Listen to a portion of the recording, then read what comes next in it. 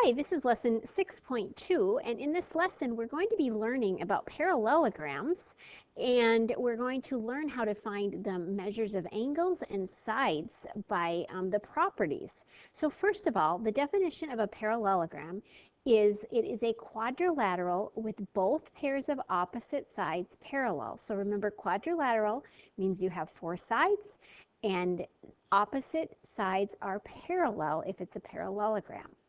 So you'll notice here, remember these little arrows tell you that these sides are parallel and then these sides are parallel. Now, some other properties of a parallelogram is, first of all, if a quadrilateral is a parallelogram, then opposite sides are congruent. So your opposite sides are congruent. And if a quadrilateral is a parallelogram, then opposite angles are also congruent. So for example, if this side is 10, you would know by that property that the opposite side is 10. Opposite sides are congruent. And let's say, for example, that this side is 13. Well, then this would be 13. And then, for example, if angle P had a measure of 70, you would know that angle R, the opposite angle, is the same. And then, let's say Q is 110. Well, you would know that S is 110. So opposite sides are parallel, opposite sides are also congruent, and opposite angles are congruent in a parallelogram. So you need to learn all of those, and these should all go on your flashcards so that you can so that they will help you memorize those as you practice. So let's do a few problems. It says find x and y. So we want what does x equal? Well, we look at this picture. We have x plus 4 right here. That's the length of side AB. Well, we know that in a parallelogram, since both sides, opposite sides are parallel, it's a parallelogram, opposite sides are congruent. So you would just say 12 is equal to x plus 4. Opposite sides are congruent. So that means they are equal in length. So then if you just solve that, you have x equals 8. So x is equal to 8. And then we know that in a parallelogram, opposite angles are congruent. So if this is 65, y would equal 65. And so that's what we do for that problem.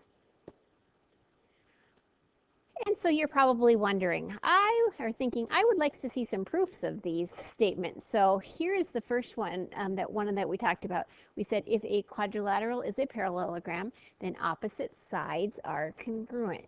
Well, we start out with a parallelogram. Definition of a parallelogram is that opposite sides are parallel. So we're given a parallelogram. So first of all, number one, step one, the statement one says PQRS is a parallelogram. Well, that was given. And then we're given the directions. What we want to prove is that the opposite sides PQ and RS are congruent and QR and PS are congruent. So what we're going to do is we're going to add a line. We're going to draw a line between point Q and point S. So we're going to draw line QS. Remember, we had a theorem the very first day of geometry that said between any 2 points, there lies exactly one line. So between any 2 points, there is a line. That is why we are able to just put that line in right there. Now, it says that PQ is parallel to RS and QR is parallel to PS. So we're saying here that opposite sides are parallel. Why do we know that? Because that's the definition of a parallelogram. We can draw a little parallelogram there. Now, we are told that angle PQS is congruent to angle RSO. Let's figure out where those angles are. Angle PQS, so PQS, well, that's this right here. That's this angle right here. And we're told that that is congruent to angle RSQ. Well, RSQ is this one right here. These. Well, let's think about that. If these lines, this one and this one are parallel, and this is a transversal, those angles are alternate interiors. So the reason that we know that those angles are congruent is because they're alternate interior angles.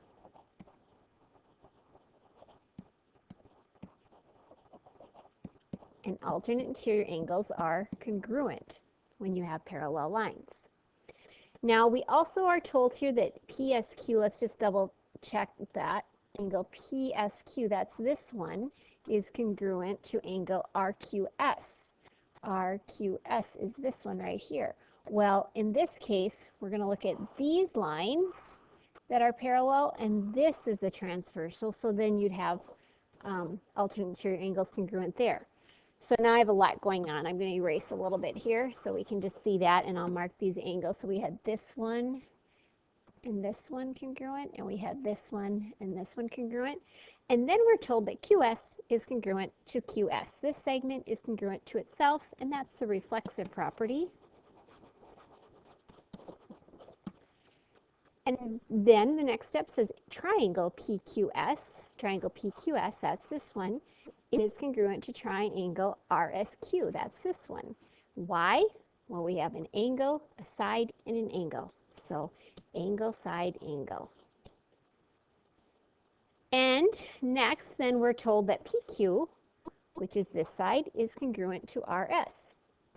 These are the two shorter sides of both of those triangles. And QR is congruent to PS, and those are the longer sides. Well, that's because we have congruent triangles, and corresponding parts of congruent triangles are congruent. So therefore, if you start out with a parallelogram, opposite sides will be congruent, and that is the proof.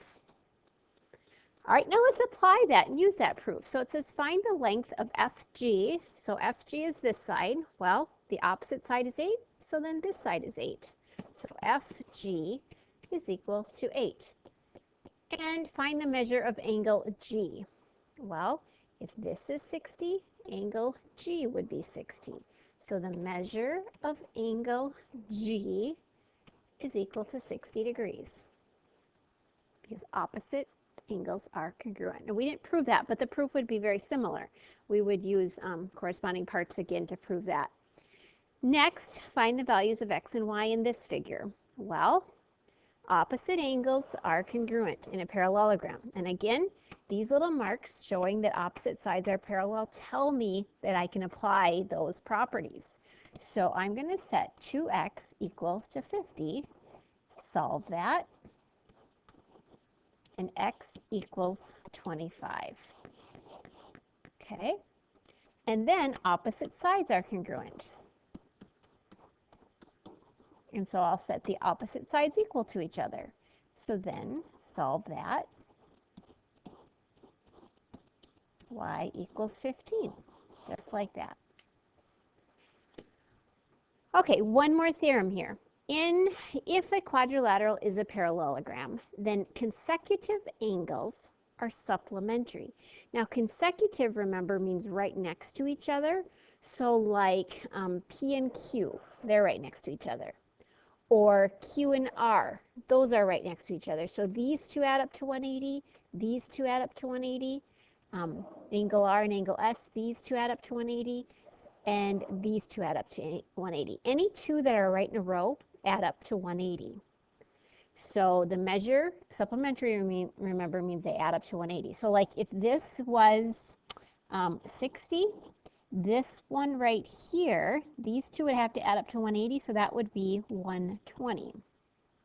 And then this one right here, well, these two have to add up to 180, so that's 60.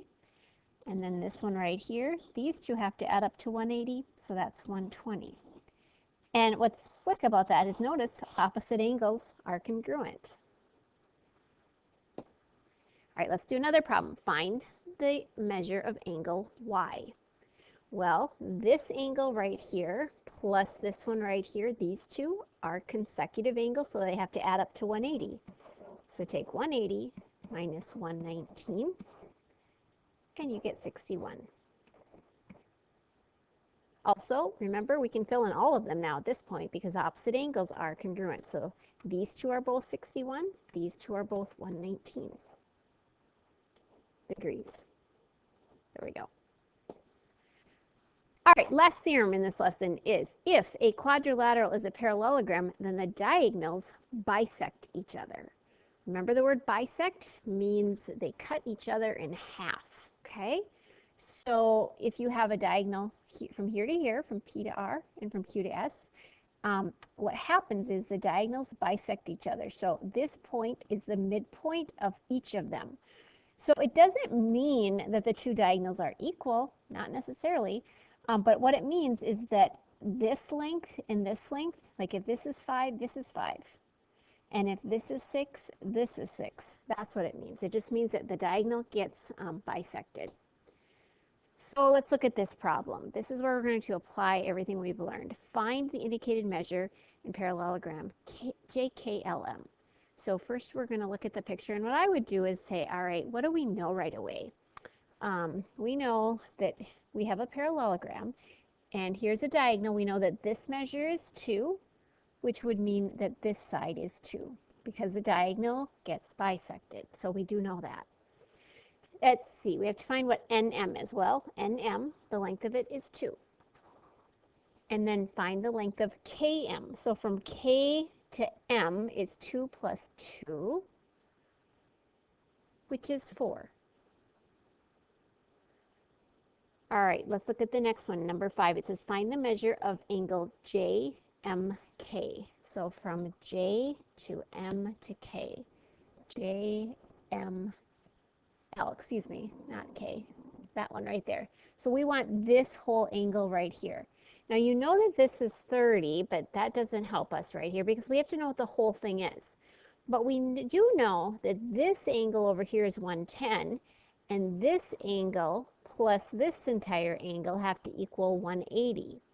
So we're going to take 180 minus 110, whoopsie, and we get 70. So this whole angle is 70. So that's the measure of the whole angle. It's 70 degrees. And then find the measure of angle KML. So from K to M to L. That is this one right here. From K to M to L. So we know that the whole thing is 70, and from here, it's from here to here is 30, so we'd take 70 minus 30, and this angle would be 40 degrees.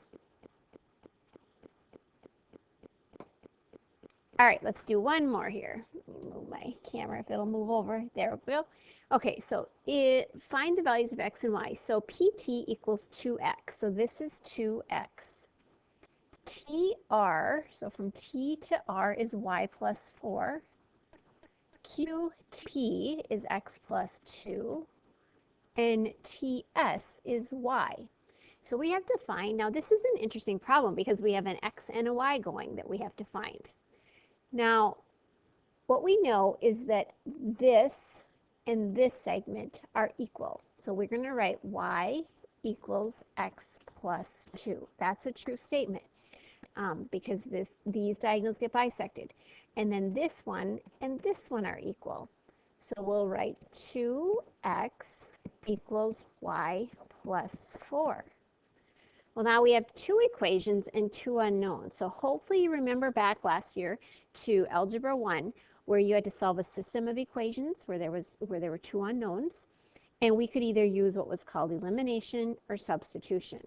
Now, a problem like this, substitution, I think is pretty easy to use because the y is by itself, and what you do is you say y is equal to x plus 2. So in the other equation, instead of the y, you substitute in the x plus 2. So we write the other equation, but instead of the y, we're going to put in what it's equal to, which is x plus 2, and then you still have the plus 4. So this is what y is equal to. I just substituted that in. And then we're going to solve that. So you have 2x equals x plus 6. So we combine like terms. 2 plus 4 is 6. And then we're going to get our x's on the same side. So then you have 1x, which is x, equals 6. And that's what x is equal to. And then to find the y, what we do is we take the equation, and probably the easiest one is where we've already solved it for y. So y is equal to x plus 2, but we know that x is equal to 6. So you substitute in the value of x, so y equals 8. All right, so that was kind of a review. Hopefully that kind of makes sense. You might want to rewind it and watch that again if that didn't come back to you right away. All right, last one. If 3 or more parallel lines cut off congruent segments on one transversal, then they cut off congruent segments on every transversal. So this actually, I said before it was the last theorem that we're going to talk about, but that last one was the last one about parallelograms. This one's a little bit different. This is just dealing with parallel lines. And basically here, what this is saying is that if you have parallel lines and if 3 or more parallel lines, let's see, 3 or more parallel lines cut off congruent segments on one. So if these are congruent with this transversal, if you have another transversal, these will be congruent. So like if this is 3 and this is 3, all right, those are the same. That means that like if this is 4, this one will be 4, okay? So that's all that's saying right there. So let's look at this figure. AB is equal to BC, which is equal to CD, which is equal to 2. So AB equals BC, which equals CD, and they are all 2. EF is 2.25. What is the length of EH? So EH goes all the way across here. Well, because we have parallel lines and this transversal is broken into congruent parts, that would mean that this transversal would be broken into congruent parts. So each of these are 2.25. So we would get 2, 4, 6, and 0.25, 0.25, 0.25 is 0.75. So that would be your answer. You would just add those together to find the length of EH. And that is it for this lesson. So check the landing page to see what your assignment is because I've changed it from what I've had in past years. I shortened it up a little bit, so get this done. Let me know if you have questions. Thanks for watching.